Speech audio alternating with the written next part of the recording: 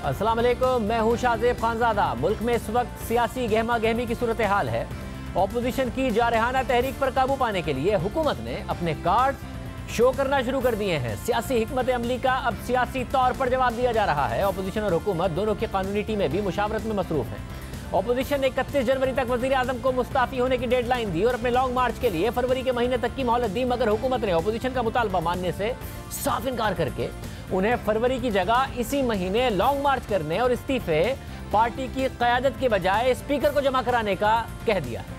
मगर आज मरियम नवाज से जाती उम्रा में लाहौर के मेंबरान असम्बली ने मुलाकात की, जिसमें कौमी और सूबाई असम्बली के मेंबरान ने अपने इस्तीफे जमा कराए और मरियम नवाज ने वाजे किया कि जब अपोजिशन इस्तीफे देगी तो हुकूमत ज़िमनी इंतखाबात नहीं करवा सकती। आप 500 सीट्स के ऊपर इलेक्शन नहीं करा सकते बाई इलेक्शन। पूरी अपोजिशन जब रिज़ाइन कर देती है आपके पास कोई चारा नहीं है। और ये आप जो कह रहे हैं हम इलेक्शन करा देंगे, तो ये कोई खाला जी का घर नहीं है। 70% वोट को रिप्रेजेंट करती है PDM, तो वो क्या आप उनके बगैर इलेक्शंस करा लेंगे? आप अगर PDM रिज़ाइन करती है, जो कि इंशाअल्लाह ताला हम करेंगे, आप इलेक्शन नहीं करा सकते। मरियम नवाज ने PDM के जलसे के दिन, लाहौर के जलसे के दिन जो वज़ीर आज़म की तस्वीर जारी की गई उस पर भी तबसरा किया।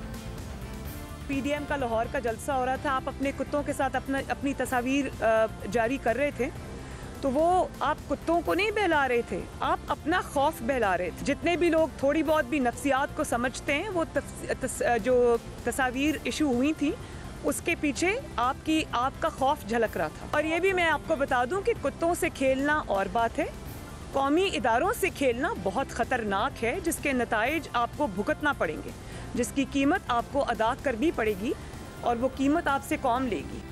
साथ ही IG सिंध के अगवा होने के मामले पर जो सिंध हुकूमत की इंक्वायरी रिपोर्ट है वो अब तक मंजर आम पर नहीं आई है। हालांकि उसकी डेडलाइन नवंबर में ख़त्म हो चुकी है। उस पर भी मरियम नवाज से सवालात हुए, क्योंकि आर्मी चीफ ने जिस इंक्वायरी का हुक्म दिया था और जिसकी रिपोर्ट सामने आई थी उसे नवाज शरीफ ने मुस्तरद कर दिया था। और नून लीग मुसलसल कह रही थी कि रिपोर्ट में तशनीगी रह गई है। ख्वाजा आसिफ ने हमारे प्रोग्राम में कहा कि जिन्होंने IG के साथ ये किया उन अफसरान के नाम सामने आने चाहिए, अवाम के सामने पूरी हकीकत आनी चाहिए। मगर आज जब सहाफ़ियों ने सिंध हुकूमत की इंक्वायरी रिपोर्ट पर सवाल किया तो मरियम नवाज ने जवाब दिया कि हकीकत अवाम के सामने आ चुकी है, अब किसी रिपोर्ट की ज़रूरत नहीं है। जिन्होंने ये काम किया था उन्होंने तस्लीम कर लिया। दफ़ा नहीं, उसकी जो रिपोर्ट सामने आनी थी वो आ चुकी है। पूरी कौम को नहीं, मैं बड़ा शुक्रिया अदा करती हूँ जिसने भी ये एडवेंचर किया। उसने मियाँ नवाज शरीफ और PDM के बयानिए को मज़ीद तक़वियत भी दी, उस पर मोहर भी सब्त कर दी कि वो जो कह रहे हैं सच कह रहे हैं। और वो इस बात पे भी मोहर सब्त हो गई थी कि ये हुकूमत इमरान खान की नहीं है, वो मिस्टर खामखा है, ताबेदार खान है, उसको तो कोई पूछता भी नहीं है। लेकिन उस केस के जितने भी फैक्ट्स थे वो कौम के सामने आ चुके हैं। मेरा नहीं ख्याल कि अब उस पर किसी भी रिपोर्ट की ज़रूरत है। फैक्ट्स कौम के सामने, जिन्होंने किया था उन्होंने एडमिट कर लिया। आज मरियम नवाज ने बाकायदा वज़ीर आज़म पर तनकीद की, इदारों को पैगाम दिया, सेनेट इंतखाबात से मुतालिक हुकूमत हिकमत अमली को गैर आइनी करार दिया। अपोजिशन की पूरी कोशिश है कि किसी न किसी तरह सेनेट इंतखाबात को मुतासिर किया जाए। मौलाना फजल रहमान ने गुज़िश्ता हफ्ते वाज़ेह किया था कि सेनेट के इलेक्टोरल कॉलेज को मुतासिर करने के लिए वो आइनी माहिरीन से मुशावरत करेंगे, मगर हुकूमत ने मार्च की बजाय फरवरी में ही सेनेट के इंतखाबात का फैसला कर लिया। यानी उस महीने जब अपोजिशन लॉन्ग मार्च की हिकमत अमली बना रही है और इस्तीफे उसके बाद देने का ऐलान कर चुकी है, हुकूमत ने उस महीने में सेनेट के इंतखाबात का ऐलान किया। सिर्फ यही नहीं, हुकूमत सेनेट इंतखाबात में खुफिया राय दही के बजाय शो ऑफ हैंड्स पर जोर दे रही है, यानी जो रुकने पार्लियामेंट वोट देगा वो जाहिर होगा। और इस हवाले से हुकूमत सुप्रीम कोर्ट से रुजू करने का फैसला कर चुकी है, मगर अपोजिशन ने हुकूमत की इस हिकमत अमली को गैर आइनी करार दिया है और इदारों को भी पैगाम दिया है कि इन मामलात पर कौम की नजरें हैं, जो फैसला करें आइन के मुताबिक करें। आज नून लीग की नायब सदर मरियम नवाज ने मीडिया से इस हवाले से भी बात की। अचानक ऐसी क्या आफत आ पड़ी कि आपको एक महीना पहले इलेक्शंस अनाउंस करने पड़े? जो भी इलेक्शंस अनाउंस होने होते हैं उनका जो स्केड्यूल अनाउंस होना होता है, वो आईन पाकिस्तान ने एक इदारा बना रखा है जिसका नाम है election commission of Pakistan. Prime minister ये चीज़ नहीं कर सकता। जो तरीका कार है इंतखाब का, वो भी आपको अचानक याद आ गया है। आप सुप्रीम कोर्ट को किस खुशी में कंट्रोवर्शियल बना रहे हैं? मैं शो ऑफ हैंड्स के खिलाफ नहीं हूँ। जो ऐलान हुआ है शो ऑफ हैंड्स का, जो मकसूद है वो ट्रांसपेरेंसी नहीं है। आपकी हुकूमत जाती नजर आ रही है, आपको अपने MPAs और MNAs पे एतमाद नहीं रहा, तो आपको आज शो ऑफ हैंड्स याद आ गया। अगर आप उसको बदलना चाहते हैं तो उसके लिए आईनी तरमीम की जरूरत है। उसको आप ऑर्डिनेंस के जरिए बुलडोज नहीं कर सकते। ये पार्लियामेंट का काम है। इसमें हम लीगल मेजर्स क्या लेंगे वो हम इंशाल्लाह पीडीएम के प्लेटफॉर्म से इसके ऊपर हम डिसाइड करेंगे। पीसीपी को भी इस सिलसिले में जो है वो अपना किरदार अदा करना होगा, अपनी आईनी जिम्मेदारियों को पहचानना होगा। किसी एक पार्टी के मकासद की तकमील के लिए आप इस्तेमाल नहीं हो सकते। कौम की नज़रें हैं आपके ऊपर, सुप्रीम कोर्ट के ऊपर भी पाकिस्तानी कौम की नज़रें। मुझे उम्मीद है कि सुप्रीम कोर्ट कौम को मायूस नहीं करेगी और आइन का हुलिया बिगाड़ने वालों का साथ नहीं देगी। हुकूमत अपोजिशन के लॉन्ग मार्च को मुतासिर करने की कोशिश कर रही है और अपोजिशन कोशिश कर रही है कि किसी ना किसी तरह हुकूमत को सेनेट इंतखाबात से पहले घर भेजा जाए, कमज़ोर किया जाए। दिलचस्प बात यह है कि ऐसे मुतादिद वाक़यात हैं जिसमें कभी तहरीक इंसाफ, कभी पीपल्स पार्टी, कभी नून लीग सेनेट में खुफिया राय दही के खिलाफ रही हैं। कभी सेनेट के इंतखाबात पर और कभी चेयरमैन सेनेट के खिलाफ तहरीक अदम एतमाद पर यह बहस होती रही। जब 2019 में सेनेट चेयरमैन के खिलाफ अपोजिशन की तहरीक अदम एतमाद अक्सरियत होने के बावजूद नाकाम हो गई तो बिलावल भुट्टो जरदारी ने सेनेट इंतखाबात में शफाफियत के लिए इस्लाहात की बात की। साथ ही अपोजिशन ने ऐलान किया कि जिन अराकीन ने पार्टी पॉलिसी के खिलाफ खुफिया राय दही में हुकूमत के हक में वोट दिया उनके खिलाफ कार्रवाई होगी। नून लीग के रहनुमा हसन इकबाल ने भी कहा कि हॉर्स ट्रेडिंग के तजर्बे के बाद अपोजिशन सेनेट इंतखाबात के तरीक़ाकार से मुताल्लिक तरामीम की तरफ जाएगी। हमने ये भी फैसला किया है कि अपोजिशन जमातों के साथ मिलकर सेनेट के इंतखाबात के कवानीन में तरामीम लाई जाएंगी। हॉर्स ट्रेडिंग की जो हमें अब तजुर्बा हुआ है इसको शफाफियत में बदला जाएगा और शो ऑफ हैंड के ज़रिए इलेक्शन का तरीका चुना जाएगा। यानी खुद ओपोजिशन ने ये बात की थी और सवाल उठाया था कि सीक्रेट बैलेटिंग की वजह से हॉर्स ट्रेडिंग की हौसला अफजाई होती है, क्योंकि सेनेट चेयरमैन के खिलाफ तरीके अदम एतमाद पर सबके सामने ओपोजिशन के 64 अरकान ने करारदाद की हिमायत की। फिर जब खुफिया राय दही की बारी आई तो ये तादाद कम होकर 50 हो गई और फिर जब यह मुतालबा हुआ कि इसके खिलाफ कार्रवाई होनी चाहिए कि कौन लोग थे जिन्होंने ये काम किया, तो भी तादाद 64 थी जिन्होंने मुतालबा किया। माजी में खुद वज़ीर आज़म इमरान खान भी सीक्रेट वोटिंग को पार्लियामेंट की तौहीन करार दे चुके हैं। 2 फरवरी 2015 को इमरान खान ने ट्वीट किया था कि सेनेट इंतखाबात के लिए सीक्रेट बैलेटिंग पार्लियामेंट की तौहीन है और जमाती जमहूरियत की नफ़ी है। सिर्फ यही नहीं, 3 मार्च 2018 को सेनेट इंतखाबात हुए। तहरीक इंसाफ के खैबर पख्तूनख्वा के अरकान असेंबली पर इल्ज़ाम लगा कि उन्होंने पार्टी डिसिप्लिन की खिलाफ वर्जी की और खुफिया राय शुमारी में मुखालिफ उम्मीदवारों को वोट दिया, जिसका खुद तहरीक इंसाफ के चेयरमैन इमरान खान ने नोटिस लिया। तहकीकात हुई और फिर इमरान खान ने खुद अप्रैल 2018 को ऐलान किया कि 20 अरकान वोटों की फरोख्त में मुलविस पाए गए हैं, उनके खिलाफ एक्शन लिया जाएगा और बाद में एक्शन लिया भी गया और उन्हें पार्टी से निकाल भी दिया गया। यानी पाकिस्तान में एक तवील अरसे से ये बहस हो रही है कि सिर्फ पाकिस्तान में ही नहीं बल्कि सीक्रेट बैलेटिंग पर भारत में भी बहस होती रही है। और सिर्फ यही नहीं, जमहूरियत की बहाली और मजबूती के लिए 2006 में मोहतरमा बेनज़ीर भुट्टो और नवाज शरीफ के दरमियान जो मिसाक जमहूरियत हुआ उसमें भी फैसला किया गया कि करप्शन और फ्लोर क्रॉसिंग को रोकने के लिए खुफिया राय दही को ख़त्म किया जाएगा और जो पार्टी डिसिप्लिन की खिलाफ वर्जी करेगा उसे पार्टी से नाअहल करने की कार्रवाई शुरू की जाएगी। और अब वज़ीर आज़म इमरान खान पाकिस्तान में खुफिया राय दही को ख़त्म करने के लिए सुप्रीम कोर्ट से रुजू कर रहे हैं। आम बात यह है कि ऐसी ही सूरत हाल भारत में भी देखने में आई।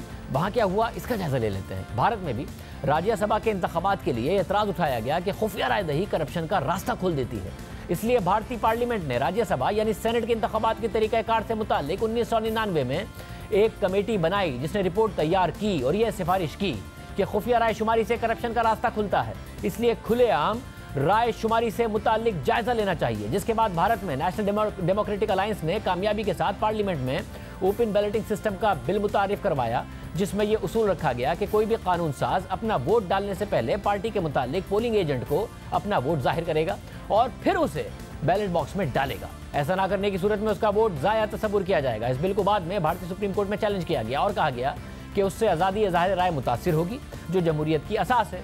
मगर 2006 में भारतीय सुप्रीम कोर्ट ने दरख्वास्त को कसरत राय से मुस्तरद किया और फैसला सुनाया कि अगर खुफिया राय शुमारी करप्शन का जरिया बनती है तो रोशनी और शफाफियत उसको ख़त्म करने की सलाहियत रखती है। दिलचस्प बात यह है कि 2014 में भारतीय इलेक्शन कमीशन ने राज्यसभा के इंतखाबात में नोटा का ऑप्शन रखा, जिसका मतलब है नन ऑफ द अबव, यानी आप किसी को वोट ना देने का इख्तियार भी रख सकते हैं। मगर सुप्रीम कोर्ट ने उसे भी मुस्तरद कर दिया और हिदायत की कि ये उसूल सिर्फ डायरेक्ट इलेक्शंस पर लागू होता है। मगर भारत में पहले पार्लियामेंट में बिल गया, फिर सुप्रीम कोर्ट ने उस कानून को बरकरार रखा। मगर पाकिस्तान में इस वक्त बराह रास्त सुप्रीम कोर्ट से रुजू करने की कोशिश की जा रही है। वज़ीर आज़म बहुत पहले से 2018 से ये बात कर रहे थे, मगर पार्लियामेंट में ये मामला नहीं लाया गया, जिसकी वजह से अपोजिशन कह रही है कि इस वक्त ये इसलिए लाया जा रहा है क्योंकि हुकूमत को खतरा है कि उसके अपने अराकीन पीडीएम की तहरीक के बाद उसे वोट नहीं देंगे। मगर इस सब में भी दिलचस्प बात यह है कि जब हमने अटॉर्नी जनरल साहब से रब्ता किया और इन प्रोग्राम में मदऊ किया तो उन्होंने कहा कि क्योंकि ये मामला कोर्ट में जाना है तो मैं आ नहीं सकता, मगर ये ज़रूर क्लैरिफाई कर सकता हूँ कि हम अदालत में शो ऑफ हैंड के ज़रिए कराने नहीं जा रहे हैं, बल्कि ये कहने जा रहे हैं कि इस सीक्रेट बैलेटिंग की जगह ओपन बैलेटिंग होनी चाहिए। क्या वजह है और हुकूमत क्या इस वक्त दबाव का शिकार है, हम बात करेंगे। फवाद चौधरी साहब हमारे साथ मौजूद। फवाद चौधरी साहब बहुत शुक्रिया। फवाद चौधरी साहब, दो चीज़ें हैं, एक तो ज़ाहिर है आपका आइडिया था ये काबीना की मीटिंग में हमारी इत्तलात के मुताबिक कि जल्दी करा ले फरवरी में, ये एक पॉलिटिकल मूव है, मगर दूसरा है शो ऑफ हैंड का मामला जिसके लिए सुप्रीम कोर्ट जा रहे हैं, जिसके लिए आज मरीम नवाज ने कहा है कि आपको पीडीएम की तहरीक के बाद अपने लोगों पर एतमाद नहीं है इसलिए आप ये काम करने जा रहे हैं, वरना हम शो ऑफ हैंड के खिलाफ नहीं है मगर आप इसलिए कर रहे हैं। देखिए ना, ये तो एक बच्चों वाली बात है। हमेशा ही पाकिस्तान में ये मामला रहा है कि पाकिस्तान में सियासी जमातों की ये गिला रहा है कि कभी जो लोग हैं वो वोट बिक जाते हैं या वो हॉर्स ट्रेडिंग हो जाती है और सेनेट का जो पूरा इलेक्शन है इसके नतीजे में उसकी क्रेडिबिलिटी इफेक्ट होती है। तो अगर आप ये जो तजवीज़ है ये प्राइम मिनिस्टर साहब की एक्चुअली नई नहीं है, वो तो इलेक्शन से पहले से याद होगा जो पिछला सेनेट का इलेक्शन था उसमें भी इमरान खान कह रहे थे कि आप इसको जो है ओपन वोट से कराएंगे। शो ऑफ हैंड थोड़ा सा मैं समझता हूँ कि मिसनॉमर हो गया है। शो ऑफ हैंड से मतलब ये तो खैर पॉसिबल नहीं है क्योंकि 11 वोट एवरेज हर एमपी ने देने होते हैं, तो वो शो ऑफ हैंड से नहीं दे सकता। ये होगा कि जो बैलेट पेपर है वो ओपन होगा ताकि लोगों को पता हो कि वोट किधर गया है। इंडिया में भी होता यह है कि आप वोट जो है वो ओपन है राज्यसभा का और उसमें जो वोट है वो दिखा के डाला जाता है। अगर आप मुतल्लिका पार्टी के एजेंट को वोट नहीं दिखाएं तो वो काउंट नहीं होता इंडिया में।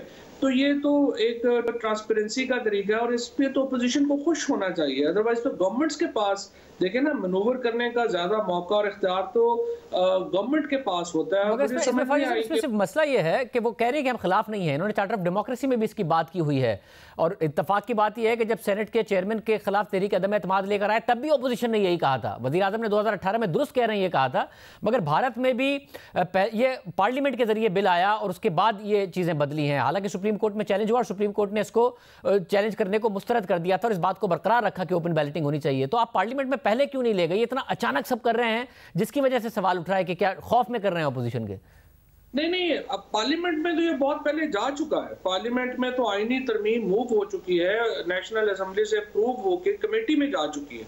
प्रॉब्लम यह है कि जो इस वक्त एक जो सिचुएशन बनी हुई है काफी अरसे से हुकूमत और अपोजिशन के दरमियान, इसके ऊपर एक बातचीत उस तरह से नहीं हो पाई। और जो मैं आपको पता है आपके प्रोग्राम में भी मैं हमेशा ये बात करता रहता हूँ कि अपोजिशन और हुकूमत दोनों में एक्चुअली उन बातों पे हमें मुज़ाकरात तो शुरू करने चाहिए जिन पे कंसेंसस हो सके। तो इस पे कंसेंसस हो सकता था बट अनफॉर्चुनेटली बातचीत ही नहीं हो रही है और उसके ऊपर जो असेंबली में हमारे जो पार्लिमानी कमेटी में जहाँ पे ये बिल है वहाँ पे डिस्कशन ही नहीं हुई और ये कोविड की वजह से भी जाहिर है कुछ मामला आए हैं, तो पार्लियामेंट में ये बिल पहले ही पड़ा हुआ है। वैसे मगर 2018 में वज़ीर आज़म ने अपने सेनेट के अरकान के खिलाफ कार्रवाई की, 2019 में इनकी तहरीक अदम एतमाद नाकाम हुई, कोविड तो बाद में आया है। ऐसा लगता है ना अपोजिशन ने ना हुकूमत ने इसके हवाले से कोई एफर्ट की है। हर एक को अपने अपने वक्त पर एहसास होता है और हुकूमत ने फिर अचानक अदालत जाने का फैसला किया। नहीं, ये बात आपकी ठीक है। हमारे यहाँ ज्यादातर रवाज यही है कि हमारे यहाँ पॉलिटिकल पार्टीज में कोई बड़े थिंक टैंक्स तो है नहीं जो कि ये बातें सोचें पहले और पुश करें पॉलिसी इश्यूज के ऊपर। तो हम तो ज्यादातर जो है वो पॉलिटिकल पार्टीज में फायर फाइटिंग ही होती है। जब वक्त आता है तो याद आता है कि ये भी करना था, ये भी करना था। उसके अलावा तो हमारे यहाँ इस तरह का रवाज नहीं है। अदरवाइज जो आप बात कर रहे हैं वो दुरुस्त है, पहले होना चाहिए था और इलेक्टोरल रिफॉर्म्स के ऊपर भी एक्चुअली हमें अब तक मूव कर जाना चाहिए। सब और लाहौर के अरकान आज मिले, मरीम नवाज को सबने अपने इस्तीफे दिए।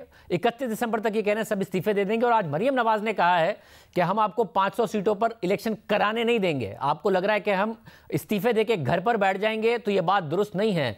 मतलब ये क्या होगा? आपकी ये सोच रही है हुकूमत के इस्तीफे आएंगे ही नहीं, या फिर पीपल्स पार्टी नहीं मानेगी इसलिए बात आगे नहीं बढ़ेगी, या फिर आपको लग रहा है कि हाँ इस्तीफे दे देंगे मगर हम संभाल लेंगे? इस्तीफे फ्रैंकली ना इस्तीफों का फैसला मरियम नवाज ने करना है ना बिलावल भुट्टो ने करना है। इस्तीफों का फैसला तो करना है नवाज शरीफ ने और जरदारी साहब ने, और दोनों जहांदीदा सियासतदान हैं, उनको पता है कि सिस्टम से बाहर होने की कीमत क्या होती है। तो ये तो अंडर 19 लीडरशिप है जो हमारे सामने है पाकिस्तान में। जो असल लीडरशिप है उसको तो उसके कॉन्सिक्वेंसेस का भी पता है, उनको उन सिचुएशंस का भी पता है कि क्या होती हैं। तो मुझे नहीं लगता, मेरा अपना तज्जिया है कि ये बड़ा मुश्किल होगा कि ये इस्तीफों तक नौबत आएगी। और इससे पहले ही मामला जो हैं वो बेहतरी की तरफ भी आ गए हैं। कुछ शौक भी पूरा हो गया अपोजिशन का ये लाहौर के जलसे वगैरह के बाद, और कुछ बाकी बातें हैं छोटी मोटी वो बैकग्राउंड के ऊपर चलती रहती हैं, तो उनमें भी मामला में बेहतरी आ रही है। सो मुझे लगता है कि अगले हफ्ते 10 दिन में मामला जो है वो आपको नजर आना शुरू हो जाएगा कि बेहतरी की तरफ जा रहे हैं। ये बड़ी दिलचस्प आपने बात की है, क्योंकि नवाज शरीफ साहब को तो लगता है सिस्टम में अंदर आने का ही तरीका यह है कि इस्तीफे देने, बट आपने कहा कि 10-12 दिन में कुछ ना कुछ बेहतरी आ जाएगी और मामला हो रहे हैं। क्या बैकडोर से कोई कुछ मामला कुछ अप्रोच किए गए हैं इदारों या आपकी तरफ से, जिसकी वजह से आप इस उम्मीद का इजहार कर रहे हैं? जाहिर है एक राब्ते तो जो हैं वो रहते हैं मिनिमम सतह के ऊपर, कुछ ना कुछ राब्ते जो हैं वो तो होते रहते हैं। और जिस तरीके से इस वक्त गुफ्तगू हो रही है, मेरा ख्याल है टेम्परेचर लाहौर के जलसे के बाद आपने देखा है कि वाज़े तौर के ऊपर जो है वो कुछ नीचे आया है, और ये कुछ आगे चल के थोड़ा और भी बेहतरी जो है वो इसमें आ जाएगी। और इसमें मेरा जिस तरह से मैंने आपको अर्ज़ किया कि जो सामने जो लीडरशिप है वो कुछ फैसले करने वाली तो नहीं है, जो पीछे लीडरशिप है जिन्होंने फैसले करने हैं उनको पता है कि किधर जाएंगे मामला। तो इसी जो पीछे लीडरशिप है उसमें क्या नवाज शरीफ और आसिफ जरदारी से कोई राब्ता हुआ है जिसकी वजह से ये उम्मीद है आपको? ये तो मैं नहीं कह सकता कि नवाज शरीफ या जरदारी से राब्ता हुआ है या क्या राब्ता हुआ है या कैसे हुआ है, लेकिन ये देखते हैं अभी जिस तरह से मामला आगे चलेंगे तो किस तरह से मामला जो है वो आगे बढ़ेंगे। और अपोजिशन इस्तीफे देने की नौबत पे नहीं जाएगी, उनको भी एग्जैक्टली पता है। फजलुर रहमान साहब का इंटरेस्ट होगा इस्तीफे देने में कि उससे उनको लगता है कि हुकूमत को, चाहे चूंकि वो सिस्टम से बाहर हैं तो वो कोशिश करते हैं कि इस तरह की बात जो है हो सके। जो लोग सिस्टम के अंदर हैं उनको इसके कॉन्सिक्वेंसेस का भी अंदाज़ा है और उनको ये भी अंदाज़ा है कि सिस्टम से मुकम्मल बाहर नहीं होना चाहिए। सो उम्मीद यही है कि चीज़ें जो हैं वो बेहतरी की तरफ जाएं। और ये उम्मीद आपकी स्टेटस को के साथ है, क्योंकि गिवन टेक नहीं होगा, हुकूमत को भी कुछ चीज़ें गिवन नहीं करनी पड़ेंगी, जैसा है वैसा ही चलेगा और इस्तीफे भी नहीं आएंगे, ये आपकी उम्मीद है? देखिए जो गिव एंड टेक जो है वो होने में कोई हर्ज भी नहीं है। पॉलिटिक्स जो है वो आर्ट ऑफ पॉसिबल का नाम है। सिर्फ एक चीज़ के ऊपर गिव एंड टेक नहीं हो सकता, प्राइम मिनिस्टर साहब उसके ऊपर बड़े वाजे हैं, वो ये है कि वो केसेस को कहते हैं कि आप इससे अलहदा करें, और उसके ऊपर वो कंसेशन देने के ऊपर बिल्कुल भी आमादा नहीं है जो, और ना ही वो NRO देने की उस मामले की तरफ है। उसके अलावा बाकी चीज़ों के ऊपर तो जो चीज़ें हैं वो लगी रहती हैं, बातचीत होती रहती है। और मेरा ये ख्याल है कि जो मैंने पहले जिस तरह किया कि उन मामलात के ऊपर बातचीत ज़रूर शुरू होनी चाहिए जिनमें कंसेंसस हो सकता है। और फॉर एग्जांपल इलेक्टोरल रिफॉर्म्स हैं, फॉर एग्जांपल NFC है, 18th अमेंडमेंट है, इनसे शुरू करते हैं, फिर बात आगे चलती रहेगी। अच्छा, मगर आप तो खुद कहते हैं कि उन्हें चाहिए ही है NRO, वज़ीर आज़म बार बार कहते रहे हैं, तो उसके बगैर आप कह रहे हैं कि बात आगे बढ़ जाएगी, आपकी उम्मीद है? देखिए ना, या तो वो कोई एब्सोल्यूट पोजीशन में होते कि इमरान खान को हटा सकते, अपोजिशन को भी ये एहसास है और जो अपोजिशन के अंदर जो संजीदा लोग हैं उनको भी एहसास है कि ये उस पोजीशन में नहीं है, और वज़ीर आज़म को और हुकूमत को हटाना जो है वो मुमकिन नहीं है अपोजिशन के लिए। लिहाजा जिस तरह से मैंने भी पहले अर्ज़ किया था कि कोई फ़र्क नहीं पड़ता कि एक एक कदम हुकूमत और अपोजिशन पीछे ले और मामलात जो हैं उनको स्टेबिलिटी की तरफ, इस्तेहकाम की तरफ लेके जाए। और देखिए पोलिटिकल जो इस्तेहकाम है वो बड़े फ़ैसलों के लिए ज़रूरी है, और बड़े फ़ैसले अगर हमने करने हैं तो फिर एक मिनिमम गेम के रूल्स जो हैं वो तय होने चाहिए, और वही जो है उस तरफ ही जाएंगे मामला। बहुत शुक्रिया फवाद चौधरी साहब की गुफ्तगू आपने सुनी। उन्हें उम्मीद है कि बात इस्तीफ़ों तक नहीं जाएगी, मामलात बेहतरी की तरफ जाना शुरू हो गए हैं, ये फवाद चौधरी साहब कह रहे हैं। प्रोग्राम में एक ब्रेक शामिल करते हैं और आमतौर पर बात करेंगे।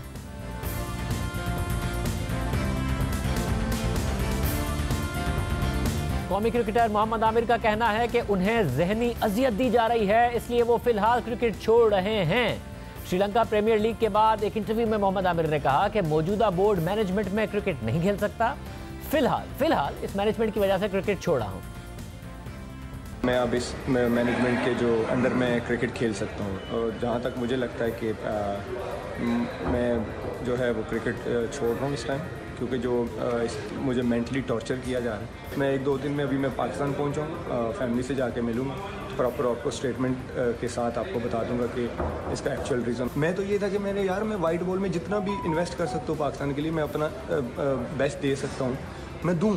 लेकिन हर 1 महीने के बाद, 2 महीने के बाद कभी आपके बॉलिंग कोच कहते हैं जी वो डिच कर गया, मैं कभी कहते हैं जी उसका वर्कलोड नहीं था, कभी मुझे 35 लड़कों के प्लान में नहीं रखा जाता। तो वो इसका मतलब है मुझे अंदर खाने में तो मुझे वेकअप कॉल दी उन्होंने कि भाई साहब आप हमारे फ्यूचर प्लान में नहीं हो, आप साइड पे हो।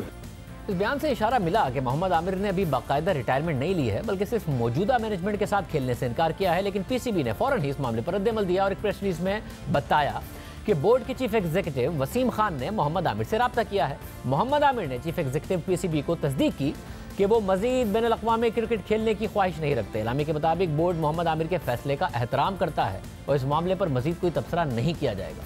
मोहम्मद आमिर ने 26 जुलाई 2019 को 5 रोज़ा क्रिकेट से रिटायरमेंट लेते हुए ऐलान किया था कि अब वो मुख्तसर मुद्दत के क्रिकेट पर फोकस करेंगे। उस वक्त उन पर तनकीद भी हुई। जो बॉलिंग कोच हैं वकार यूनुस, उन्होंने तनकीद की। अब एक बार फिर कहा है कि रेड बॉल छोड़कर वाइट बॉल क्रिकेट खेलना आमिर का अपना फैसला था। आमिर मेरा नहीं ख्याल कि कोई वर्कलोड की वजह से वो बाहर हुए हैं या वो जो आपने कहा कि शायद क्रिकेट छोड़ गए हैं, मेरा नहीं ख्याल। अभी मैंने उनको देख रहा था कि वो किसी लीग में खेल रहे थे। वकार यूनुस ने यह बयान दिया, फिर मोहम्मद आमिर का फैसला सामने आया। मोहम्मद आमिर ने 147 बैनुल-अक़वामी मैचों में 259 विकेटें ली हैं। 2009 के T20 वर्ल्ड कप, 2017 में चैंपियंस ट्रॉफी जीतने वाली टीम दोनों का हिस्सा थे। चैंपियंस ट्रॉफी के फाइनल में उन्होंने भारत के खिलाफ 3 विकेटें ली, विराट कोहली को आउट किया, रोहित शर्मा को आउट किया। इस हवाले से बात करेंगे। साबिक कप्तान शाहिद आफरीदी हमारे साथ मौजूद हैं। दोनों में से कौन जिम्मेदार है? क्रिकेट बोर्ड की इंतजामिया जिम्मेदार है, टीम इंतजामिया जिम्मेदार है, आमिर जिम्मेदार है? कौन जिम्मेदार है ये जो क्राइसिस पैदा हुआ है इसका? देखिए, ये दोनों तरफ से मैं समझता हूँ कि हुआ है, लेकिन बड़ों ने अगर स्टार्ट ना लेते तो छोटों को मौका ना मिलता बात करने का। तो मीडिया के थ्रू क्यों पता चल रहा है, मीडिया के थ्रू क्यों बातचीत हो रही है इनकी? आपस में कमरे में बैठे गपशप लगाएं, इजी केस से कोई इतनी बड़ी बात तो नहीं है। मोहम्मद आमिर को भी एडवाइस यही है कि उसका जो डिसीजन था वो थोड़ा सा हैश था। कुछ लाइफ में चैलेंजेस आती हैं जिन्हें कबूल किया जाता है। जो अच्छे तगड़े प्लेयर होते हैं, कैरेक्टर वाले होते हैं, उन्हें उन चैलेंजेस को कबूल किया जाता है और वो अपनी परफॉर्म करके वापस आता है। और मैं समझता हूँ मोहम्मद आमिर की जरूरत है इस वक्त पाकिस्तान टीम को। नो डाउट नया टैलेंट हर कोई सपोर्ट करेगा, मैं भी करूंगा, लेकिन मैं समझता हूँ कि आमिर के अंदर T20 या वनडे क्रिकेट की अभी है, क्रिकेट बाकी है। मगर उनका अपना फैसला था, उनको टीम में वापस जगह दी गई, हालांकि मुखालफत थी, मगर उन्होंने टेस्ट क्रिकेट छोड़ दी, जिसके बाद ज़ाहिर बोर्ड की तरफ से भी रिएक्शन आया, वकार यूनुस साहब की तरफ से आया। लग रहा था कि वो फ्यूचर प्रोग्राम का हिस्सा थे। अब फिर वकार यूनुस साहब ने कहा कि वो लोड का मसला तो नहीं है, वो वाइट बॉल क्रिकेट दूसरी भी खेल रहे हैं, लीग्स खेल रहे हैं, टेस्ट क्रिकेट छोड़ना दुरुस्त फैसला था उनका आपके ख्याल में?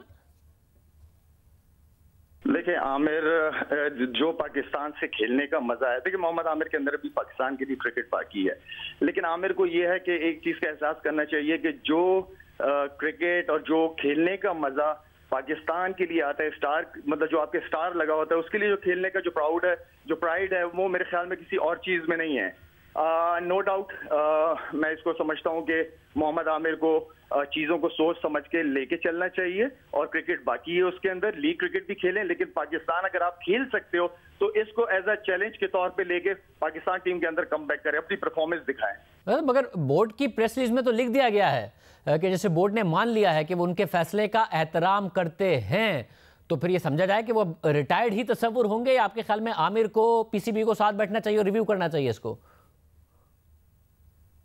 मैं कह रहा हूँ अब बात इशू बन गया है, अब बड़ी चीज हो गई है, सामने आ गई हैं चीजें। अल्लाह करे, मैं तो कहता हूँ कि बैठ के अगर दोबारा बात कर सकते हैं, खत्म कर सकते हैं चीजों को, कोई इतनी बड़ी बात नहीं है। लेकिन अगर पीसीबी ने इस तरह कह दिया तो इसका मतलब यह है कि पीसीबी का ऑलरेडी फ्यूचर प्लान ही यही था कि आमिर को साइड पे करना था, लेकिन सिर्फ हैंडल ठीक नहीं किया। पीसीबी को चाहिए था कि अपना प्लान डिस्कस करते मोहम्मद आमिर के साथ पहले।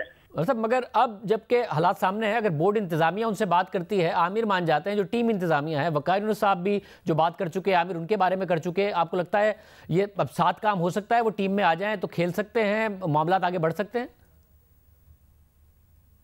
देखें, वो तो फिर सामने वाले के कैरेक्टर के ऊपर डिपेंड करता है कि सामने वाला कितना बड़ा दिल दिखाता है। दरगुजर करना चाहिए चीजों को, जब आप चीजों को सीधे तरीके से लेके चलना चाहते हैं, फिर नेक नियत ईमानदारी के साथ करें, इंशाल्लाह अल्लाह ताला बरकत डालेगा उसके अंदर। बहुत शुक्रिया। शाहिद खान आफरीदी की बात आपने सुनी। प्रोग्राम में एक ब्रेक शामिल करते हैं और आम पर बात करेंगे।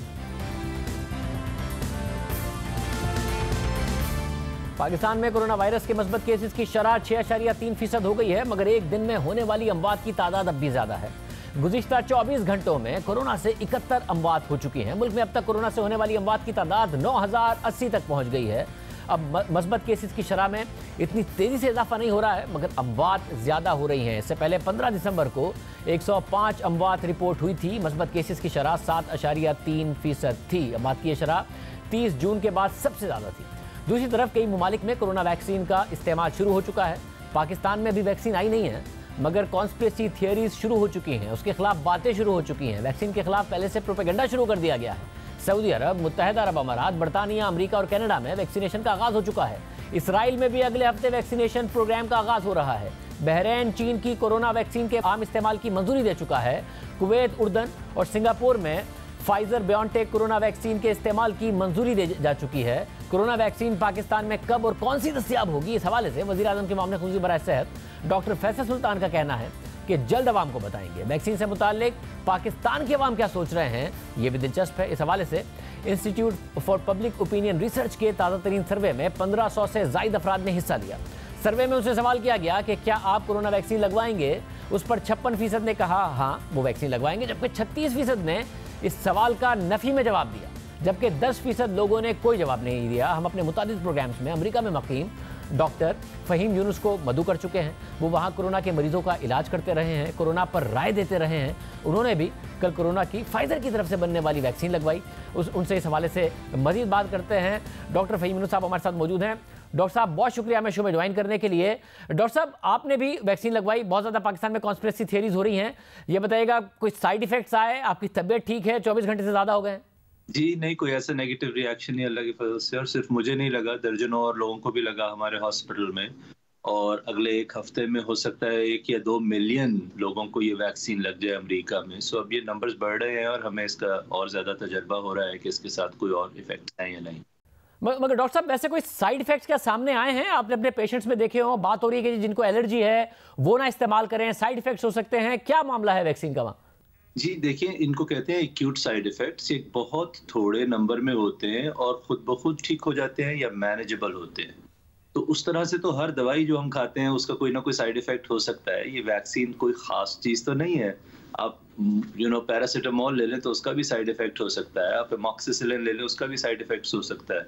असल बात यह है कि क्या वो साइड इफेक्ट्स दायमी हैं, ज़्यादा देर चलते हैं, या खुदा न खास्ता हलाकत का मौजब बन सकते हैं। ऐसी कोई बात नहीं है। अभी तक जो रेगुलर मुझे जो फीलिंग है वो वैसी है जैसे किसी भी वैक्सीन की होती है। थोड़ा सा बाजू में दर्द है जहाँ पे मुझे शॉट लगा, लेकिन other than that I am at work और सारे लोग जिनको वैक्सीन लगी वो काम पे हैं।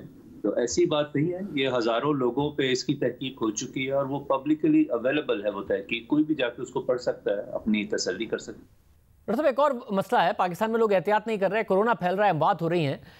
2 लोगों के ओपिनियन, एक तो ये कि जी अब वैक्सीन आ जाएगी तो वैसे ही कोरोना ख़त्म हो जाएगा। दूसरा ये कि एहतियात करके क्या करें, एक दिन तो सबको कोरोना होना ही है, तो जितना जल्दी हो जाए होता रहे, एहतियात करके क्या फ़ायदा हो जाएगा। इस हवाले से आप क्या कहिएगा? जी नहीं, ये बात दुरुस्त नहीं है। मैंने कई दफ़ा ये बात अर्ज़ की है कि जो आज से 100 साल पहले स्पेनिश फ्लू की आउटब्रेक आई थी, तब भी 3 में से 2 लोगों को स्पेनिश फ्लू नहीं हुआ था। 65% ऑफ द वर्ल्ड को नहीं हुआ था। 10 साल पहले स्वाइन फ्लू आया था, 80% ऑफ द वर्ल्ड को नहीं हुआ था। जो कोरोना है ये भी most likely 70 to 80% of the people should be able to avoid it. ये जो ख्याल है कि जल्दी हो जाए, ठीक है, अगर आपको हो भी जाएगा तो हो सकता है 6 या 8 महीने के बाद दोबारा हो जाए। तो मसला ये नहीं है कि आपने इसमें से एक दफ़ा हो गया तो ये खुदा ना खास्ता कोई पोलियो की तरह नहीं है कि दोबारा होगा नहीं। और दूसरी बड़ी ये इसकी बात ये है कि हम चाहते हैं कि इससे आप एक तरह से फारिग हो जाए ताकि लाइफ नॉर्मल हो जाए। अगर हम इसकी वैक्सीन नहीं लेंगे और अगर हम एहतियात नहीं करेंगे तो अल्लाह ना करे ये 2, 3, 4 साल तक चल सकता है। ऐसे ममालिक में आप देखें, दुनिया में पोलियो ख़त्म हो चुका है, लेकिन कुछ ममालिक में आज भी उसका रिस्क है। तो हमें इस चीज़ को सोचना है कि ऐसा ना हो कि दुनिया के 50 या 60 ममालिक में तो ये कोरोना ख़त्म हो जाए और वो नॉर्मल हो जाए, और खुदा कभी ना करे कि पाकिस्तान में हालात 2-3 साल बाद भी ऐसे ही हों। बहुत शुक्रिया। और सबकी उसको आपने सुनी। एक और आम खबर है, सुप्रीम कोर्ट से वो खबर आई है, बात करेंगे एक ब्रेक के बाद।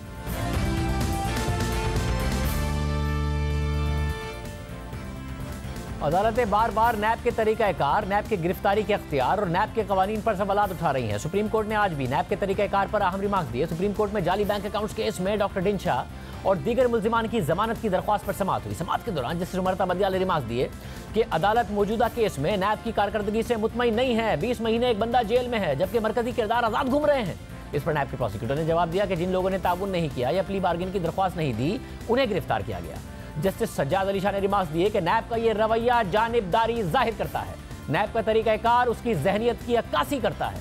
जस्टिस मज़ाहिर अली अकबर ने रिमार्क दिए कि डॉक्टर डिंशा जैसे उम्र रसीदा शख्स को पकड़ लिया, बाकी 27 लोग आज़ाद हैं। इन्हीं वजूहात की वजह से नैब पर सुबह से शाम तक बातें होती हैं। जस्टिस उमर बदियाल ने रिमार्क दिए कि नैब की वजह से लोग पाकिस्तान में सरमायाकारी नहीं करेंगे। जापान में एहतसाब और कानून की बालादस्ती हमारे लिए एक मिसाल है। जस्टिस सज्जाद अली शाह ने नैब प्रोसिक्यूटर से मुकालबा करते हुए कहा कि चेयरमैन नैब और आपके सिवा एक शख्स बताएं जो नैब की तारीफ करता हो। जिन मुल्जिमान को पकड़ा गया है वो कठपुतली हैं। अदालत ने रिमार्क दिए कि 29 मुल्जिमान में से 2 के अलावा दीगर के खिलाफ कार्रवाई न करने की वजूहात नहीं बताई गई। सिंध में पैसा जिन 2 अफराद को जाता है वो सबको मालूम है। बाग इब्ने कासिम की जमीन पर बिल्डिंग बनाने के लिए सिंध में अलग से कानून बना। जस्टिस उमर बदियाल ने कहा कि कोई मामूली इल्जामात पर गिरफ्तार हो जाता है, कोई संगीन जुर्म करके भी आज़ाद घूमता रहता है। सुप्रीम कोर्ट से कई मुल्जिमान की 2.5 साल बाद रेफरेंस दायर न होने पर जमानतें हुई। जस्टिस उमर बदियाल ने कहा कि अवामी ओहदा रखने वालों का एहतसाब हर सूरत होना चाहिए। नैब अपने कानून का इतलाक सब पर यकसा नहीं कर रहा। नैब ने 1 साल से मुल्जिमान की प्ली बार्गेन की दरख्वास्तों पर फैसला क्यों नहीं किया? सुप्रीम कोर्ट ने हुक्म दिया कि नैब कानून के मुताबिक और शफाफियत से केस के दीगर मुल्जिमान के खिलाफ भी यकसा कार्रवाई करे।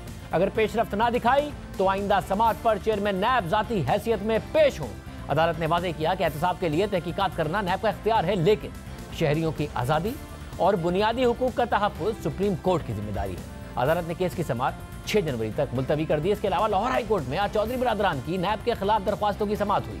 दौरान समाअत डीजी नैब लाहौर ने अदालत को बताया कि नैब ने चौधरी बिरादरान के खिलाफ गैर कानूनी भर्तियों का केस बंद कर दिया है। चौधरी बिरादरान के खिलाफ सिर्फ आमदनी से ज़ायद असासों का केस नैब के पास ज़ेर तफ्तीश है। उन्होंने अदालत को मजीद बताया कि साल 2000 में गुजरात के एक रिहायशी ने चौधरी बिरादरान के खिलाफ शिकायत दर्ज कराई थी, जिस पर उस वक्त के चेयरमैन नैब ने महकमा एंटी करप्शन को तहकीकात का हुक्म दिया था। 2010 में नैब लाहौर ने चेयरमैन नैब को चौधरी बिरादरान के केस के बारे में खत लिखा और 2014 में हाई लेवल कमेटी ने 2 माह में इस केस को मुकम्मल करने का कहा था। डीजी नैब लाहौर ने अदालत को बताया कि 2017 में इस केस पर दोबारा काम हुआ। चौधरी परवेज इलाही और चौधरी शुजात को तलब किया गया और चौधरी बिरादरान को असासों से मुतालिक प्रोफार्मा दिया गया। डीजी नैब ने अदालत को बताया कि हम चौधरी बिरादरान के खिलाफ तहकीकात 6 हफ्तों में मुकम्मल कर लेंगे। जस्टिस सदाकत अली ने कहा कि अगर बंदा टैक्स दे रहा है, तमाम असासे डिक्लेयर्ड हैं, फिर आप कैसे इन्वेस्टिगेशन शुरू करते हैं? अदालत ने डीजी नैब से सवाल किया कि आपके कितने असासे हैं? उस पर डीजी नैब ने बताया कि मेरे 4 करोड़ के असासे हैं। फिर अदालत ने सवाल किया कि आप जब लेफ्टिनेंट थे उस वक्त आपकी तनख्वाह कितनी थी? जिस पर डीजी नैब ने कहा कि मेरे पास उस वक्त का रिकॉर्ड नहीं है, मैं अब नैब से 5 लाख तनख्वाह ले रहा हूँ। जैसे सदाकत अली खान ने कहा कि किसी वक्त तसल्ली से आपसे आपके बारे में पूछेंगे। लाहौर हाई कोर्ट ने नैब को 4 हफ्तों में चौधरी बिरादरान के खिलाफ तहकीकात मुकम्मल करने का हुक्म दे दिया। इजाज़त दीजिए, अल्लाह हाफ़िज़।